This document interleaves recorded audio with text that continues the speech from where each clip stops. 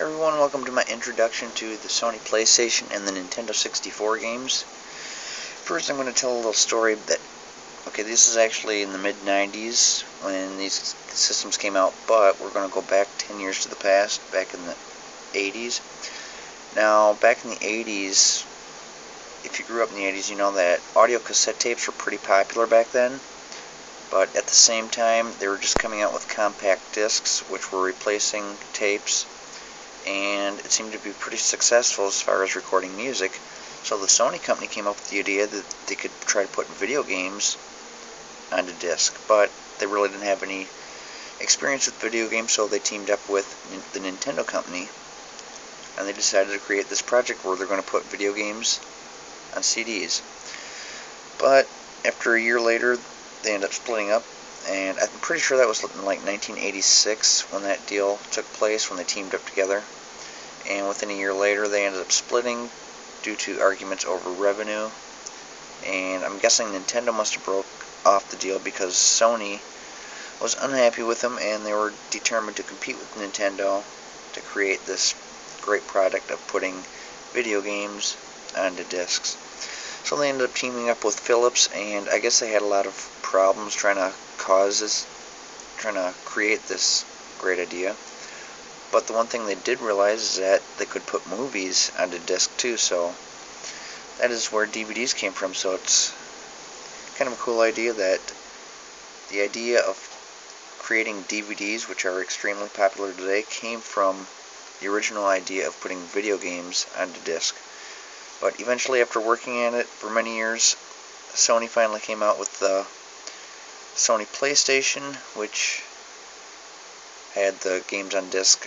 And I believe there was originally, I think Sega was actually the first system to come out with a game on video, or on the compact discs.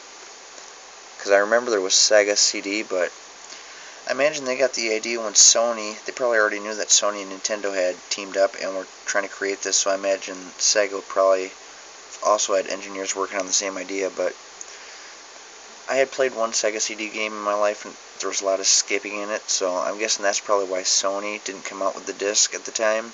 They were probably having similar problems, and they probably didn't want to release it until they perfected it. But anyways, in 1995, Sony finally released the PlayStation. Its graphics were a lot better than the Super Nintendo, but it didn't take long for the Nintendo to create their own top-of-the-line graphics. The very next year, 1996, the Nintendo 64 was released, which had 64-bit graphics.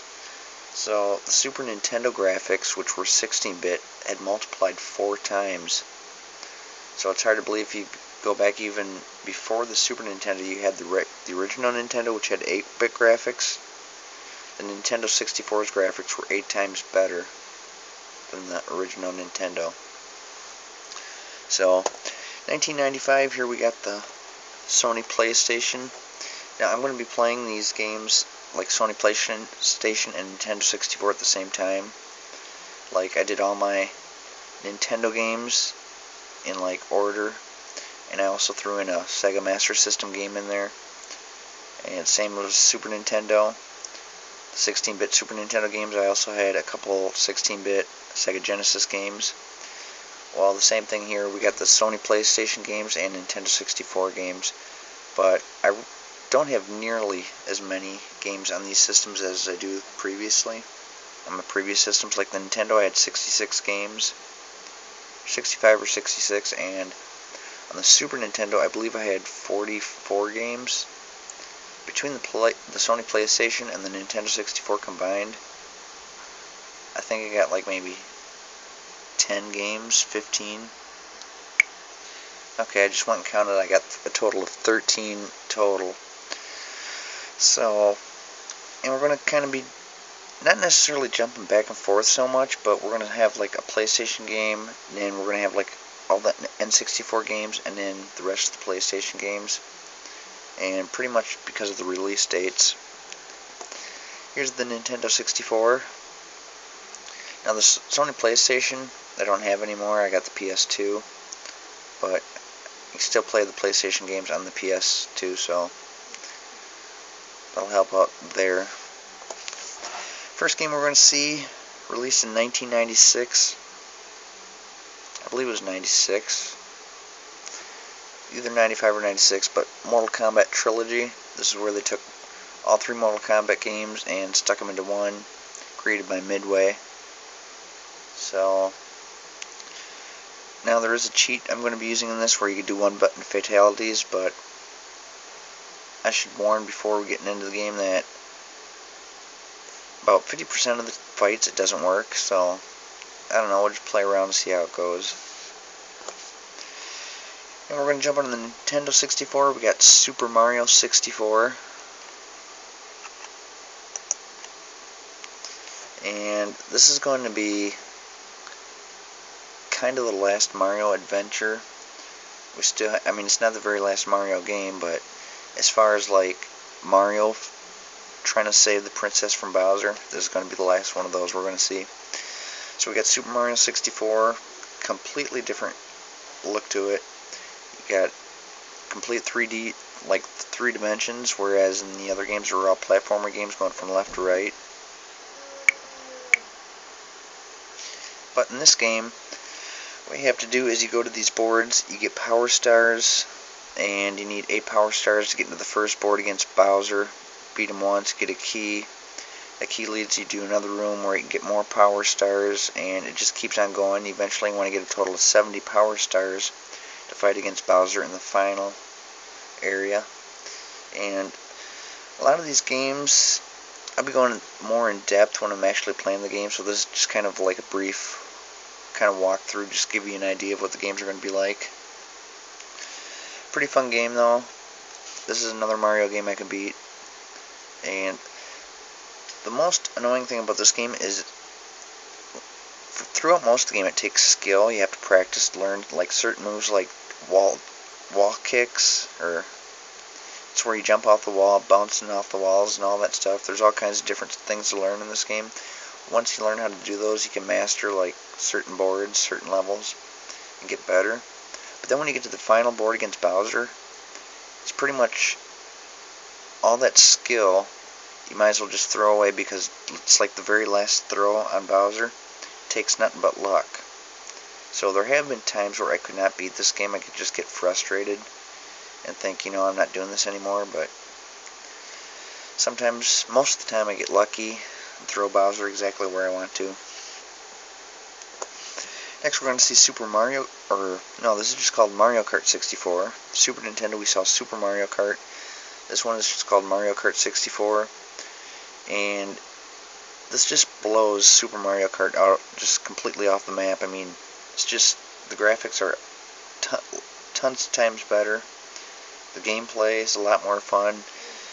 You don't have those annoying coins where we saw on the Super Nintendo version. Keep getting coins and they're kind of useless. In this game we don't have to worry about those. Pretty much most of the items you get are useful in some way. There's a lot of different boards, unique looks to them.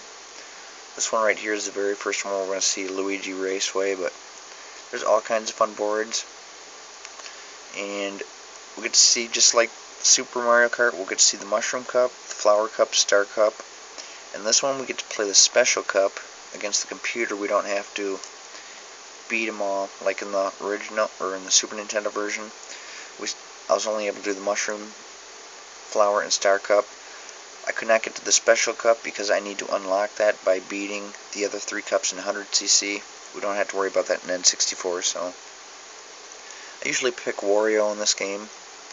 And another thing I like about this game is they don't have the predictability like the Super Nintendo. For example, like on Super Nintendo when I picked Koopa, it seemed like Luigi always came in second place. Well, I'd usually come in first place. Luigi'd always be in second place. Yoshi'd always be in third place. It's kind of ironic that in this specific picture here, we see Wario in first place, which is the character I'm going to be. We see Luigi in second and Yoshi in third. But actually in this game, it's different. You never know who's going to come in second, third, fourth, all the way down to 8th. Another thing this game has, just like the last game, battle mode. And once again, I'm going to be doing battle mode in this game, me against nobody. So I'm just going to have the Second controller hooked up. Second player will just be sitting there doing nothing as I'm playing the first player controller. And this battle mode also has 4 boards to choose from. And just like the last one, the second one's pretty much, I think, the most fun board. So good to see some of that too. Then we're going to move on to the next N64 game, GoldenEye. This one was released in '97, I believe, and it is based off the James Bond movie GoldenEye. In this game, I'll be playing as James Bond, and it follows pretty closely to the movie as far as the basic idea of the game. And it's a first-person shooter game. You can start off in agent level, which is easy, secret agent, which is medium, and 00 agent, which is hard. I usually play the 00 agent from level 1 up to level 9. And then level 10, I switch to the medium level and play that all the way up to level 18. Once you beat level 18, that's the end of the story as far as GoldenEye. They also added 2 other levels, level 19 and level 20, which are two missions that are completely nothing to do with the movie GoldenEye, so I guess it's just some ideas that the creators came up with. Anyway, in order to unlock level 18, you have to beat, in order to unlock level 19, you have to beat levels 1 through 18 in the medium level.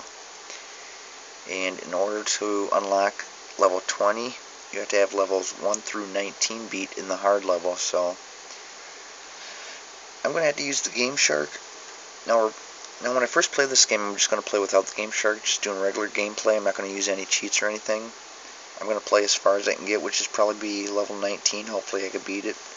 And then what I'm going to do is I'm going to use the Game Shark cheats, go back, finish off some boards I couldn't beat, and I'm also going to get the cheats in this game, because they have like where you beat a certain level within a certain amount of time and you get a specific cheat. For example, the very first board, you beat that in 1 minute and 20 seconds in the medium level, and you get the paintball mode, and it goes on for every single level you see. There's a cheat that you can get in that specific board if you beat it within a certain amount of time in a certain difficulty level. And there's also a cheat for beating levels 1 through 18 in easy level. You get another cheat for beating levels 1 through 19 in medium level. You get another cheat for beating levels 1 through 20 in the hard level. So I'll be going over that in more detail when I'm playing the game too, because it might sound kind of confusing right now. Anyways, in this game, you're pretty much going around, you're shooting all these bad guys. Every time you shoot them, they drop their guns. You can pick up their guns and have multiple guns. If you already have that gun, you'll pick up ammo. And if you're playing in the hard level, you get 10 bullets every time you pick up a gun. Medium level, you get 15. Easy level, you get 20. So when you're playing easy, medium, hard level, it does different things like that. It's like you get more ammo. It makes your health last longer in easy level. So pretty much the difficulty, it's not just one thing. It's pretty much bullets, your health, the accuracy of the enemies, and all that stuff. So after doing all this, completing all the gameplay, getting all the cheats, I'm going to do multiplayer, which is kind of like the Mario Kart games, where we got 1 player and 2 player fighting against each other. And they got multiple different levels in this, which is pretty cool. And just like any 2-player game that we see me play, it's going to be me against nobody. Eventually it would be nice to get somebody to play against where we could actually see how fun it is to play, but at least this will give the basic idea on what it's like. Split screen, so it's pretty cool. Next we're going to see Midway's Greatest Arcade Game Hits, Volume 1. This is kind of like just a bunch of arcade games, many different arcade games that each game pretty much takes like probably not even 5 minutes to play, so I'm going to go ahead and go through every game in here. It's something that you'd probably like if you grew up in the 80s and played a lot of arcade games. You'd probably recognize some of the games. Personally, I don't recognize any of these games from arcade, but then again, I was born in '76, so back in the mid-'80s, I was only like 10 years old. I really didn't play that many arcade games. The very first arcade game I ever remember playing was Double Dragon. Unfortunately, that wasn't made by Midway, that was made by Taito. Okay, next, move on to the Sony PlayStation. 1999, we were going to see this game right here, NHL 99. Another one made by Electronic Arts, EA Sports. So, yeah, now, I used to rent NHL 94 on the Super Nintendo. Then I had ended up buying NHL 95 on the Super Nintendo. Actually, I think I traded with a friend. Yeah, I traded it while a friend of a friend had NHL 95, so I traded him Tecmo Super Bowl 3 for NHL 95. And pretty fun game. Then NHL 96 came out. I bought that. NHL 97 came out, I got for Christmas, but NHL 97 was kind of sloppy, the way it was put together. I know some players that were supposed to be right-handed were left, some that were left were right. And I remember the Chicago Blackhawks had, I think, 2 players with the same number, or maybe it might have been the same player. They had double of the same player with 2 different numbers, or something like that. I don't really remember, but anyway, it really wasn't put together that good. So that's why I ended up buying the Sony PlayStation, was because I wanted a more updated hockey game, and NHL 99 was my very first PlayStation game. So in this game, I'm going to be the Chicago Blackhawks, and I'm not sure who I'm going to be playing against yet. I guess what? Just have to see when we get there.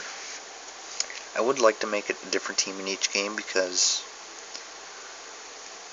there's I got quite a few NHL games, or hockey games altogether, and each game I'm going to be the Chicago Blackhawks, but I plan on playing against a different team in each game. Next we got Army Men 3D, kind of a fun game based off the little plastic Army Men characters. In this game I could do boot camp, and then I will do the missions. I usually get to mission 3 where I fail, so I can at least pass the first 2 missions. This is another game that you can do 2 players in, but I'm really not sure if I'm going to go back and show that or not, because it's not that fun. I mean, it was kind of fun once in a great while, but it's something I never really did too often in 2-player. Got another military game after that. We got Medal of Honor. Cool thing about this game is it was created by Steven Spielberg, which is kind of weird because Steven Spielberg is known for movies, not video games. But he created this, and Electronic Arts was the developer, and I imagine, well, it also says DreamWorks in there, so I think DreamWorks is also a developer. EA Sports may have just published it, I'm not sure. I had to actually do some research before I get to the game. But anyways, this is a lot like GoldenEye as far as the gameplay, except for in this one you're not a secret agent, you're a soldier in World War II, fighting against the Nazis. And there's a lot of different fun boards. Like this one's the first board where you're out in the jungle. You got another board where you're in the sewers. You got one where you're walking down the railroad tracks in a canyon. And another one you're on a battleship. Another one you're in a submarine. So, pretty fun game. I usually get to the submarine board, and once I pass that I quit because the next board after that I can't pass. So it'll probably take maybe an hour and a half. Another cool feature about this game is the credits are pretty cool. They got a actual drill sergeant or some type of military officer doing roll call, and it's kind of funny. But anyways, a lot like GoldenEye, shoot the bad guys, pick up their weapons, pick up like health.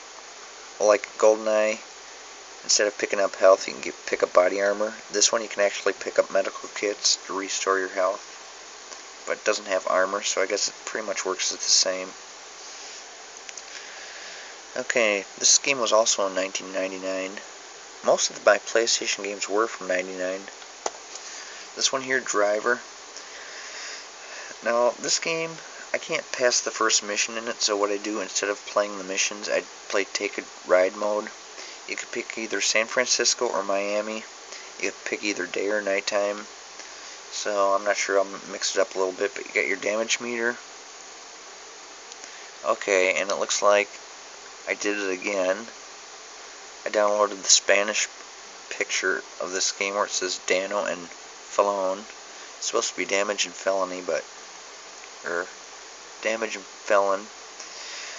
Anyways, I'm going to be using the cheat to deactivate the damage in this game. So pretty much just drive around. Whenever you break a law, cops see you speeding, running a red light, driving up sidewalks or anything like that, you get a felony meter, and they sit there and chase after you, and you just keep running, and the game just keeps on going until you flip your car over.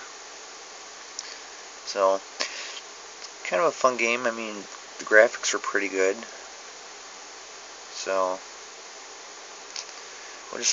probably won't even be an hour-long video though. Next, we're going to see Grand Theft Auto 2. Now, I don't have Grand Theft Auto 1. Never actually played.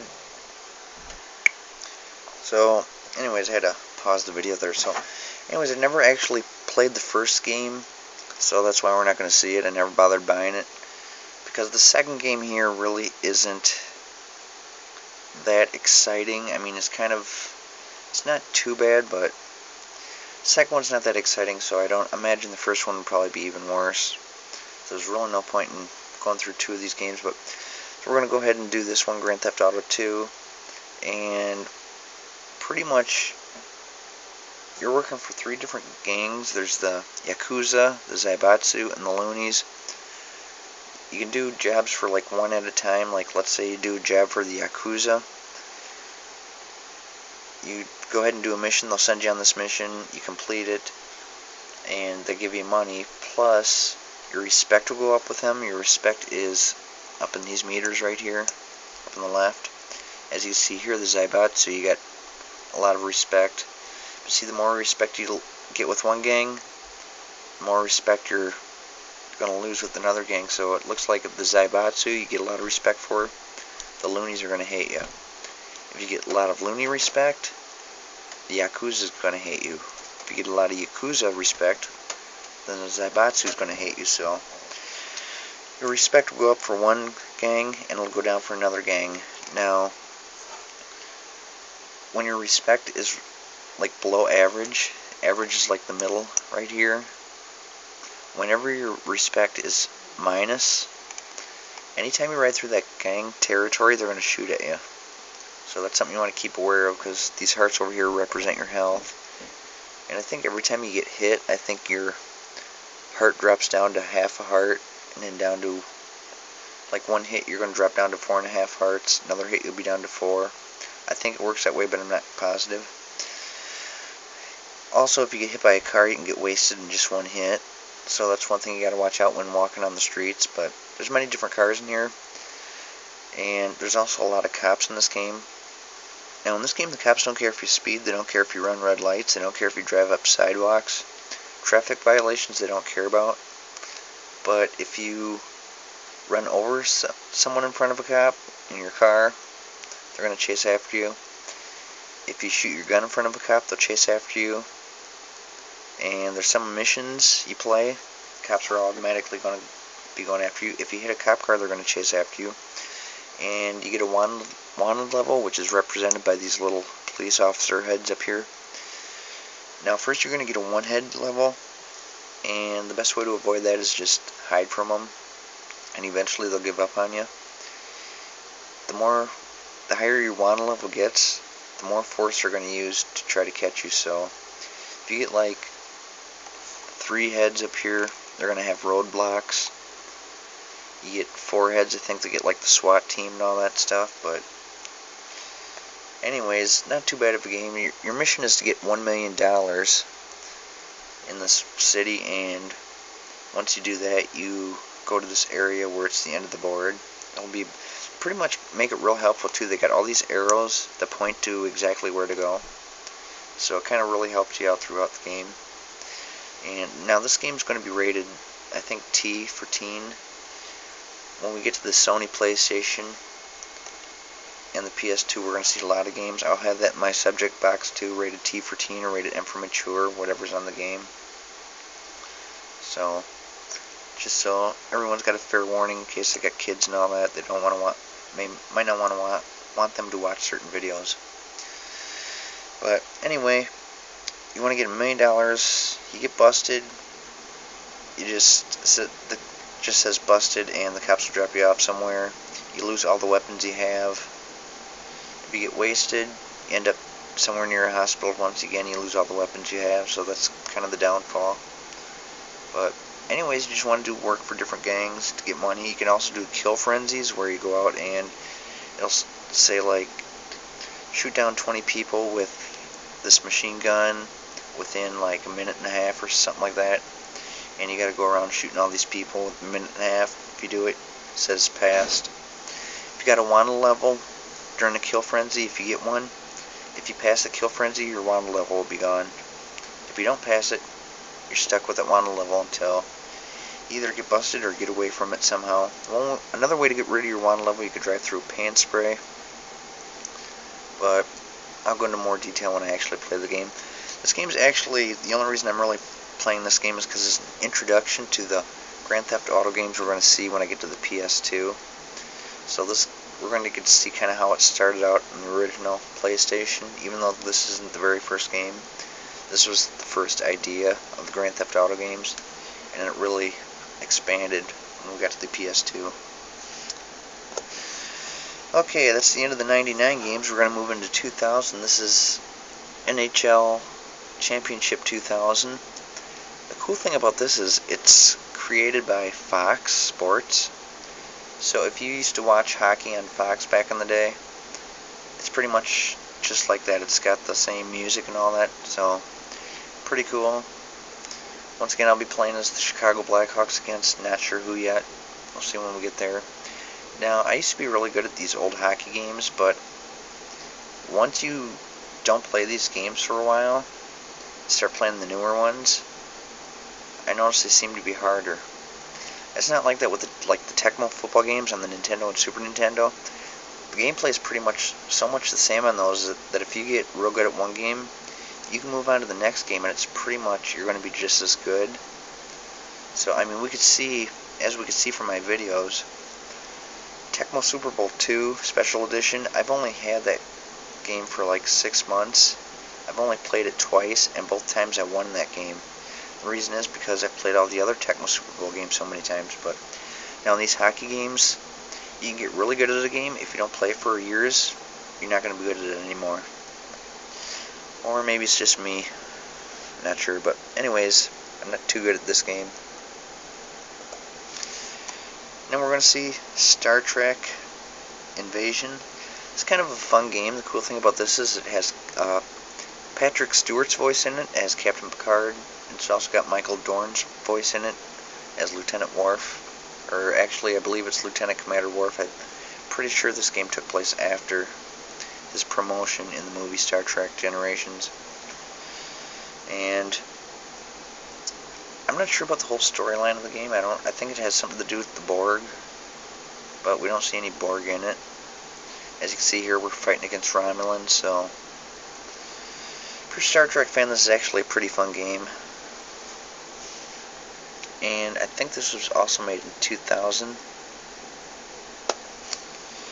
Next, we're going to see The Legend of Dragoon. This is an RPG game. This is going to be kind of a long game. I should add that most of these games are going to be a lot longer. Well, I shouldn't say most of them, but some of these games are going to be a lot longer than the games we've seen in the past. Like Super Mario 3 and Super Mario World, I believe, were the longest series of video games we've seen up to this point. That was 4 videos. Now when we get to Super Mario 64, that's probably going to be like 6 or 7 videos long. GoldenEye is probably going to be like 8, 9, 10 videos long maybe. I'd say probably 8. Legend of Dragoon, I'm not sure how long it's going to be. Now, this game it's kind of fun at first. It's got a pretty cool idea.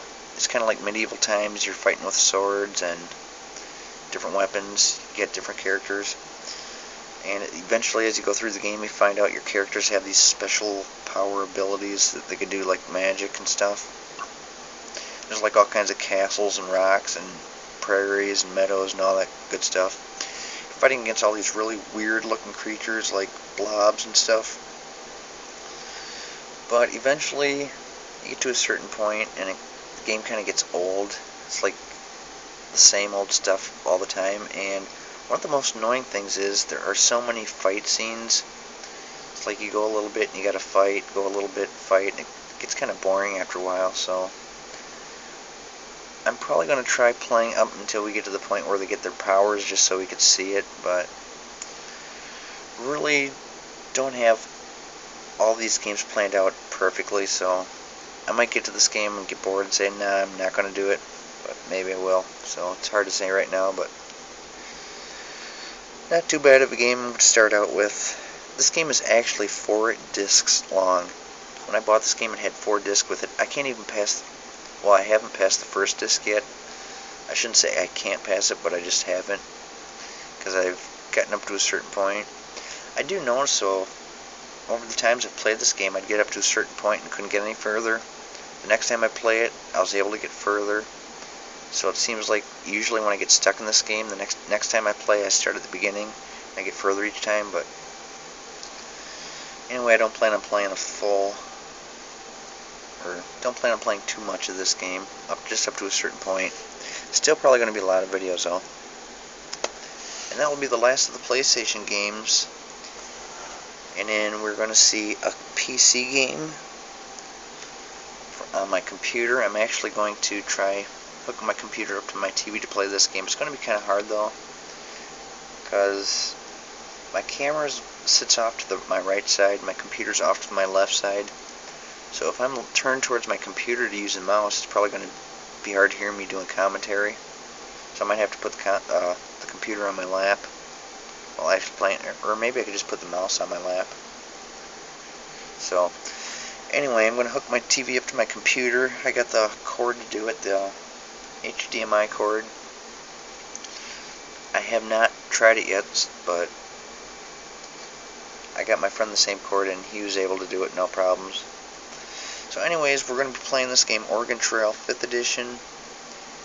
Now, I used to play the original Oregon Trail back when I was in elementary school and junior high school on the old computers, the big old Apple computers they had, where you only had one color. That color was either all green, all white, or all yellow. But yeah, computers came a long way since then. We got 5th edition, which has all kinds of colors, cool graphics, and you got Captain Jed who's telling a story throughout the game. But pretty much in this game what you're doing is you're back in the 1800s, you're traveling from, I think it's Independence, Missouri, out to Oregon, and you got to get a farm wagon, you got a certain amount of money, you got to buy all kinds of food and stuff and supplies, and as you go along you can do some hunting.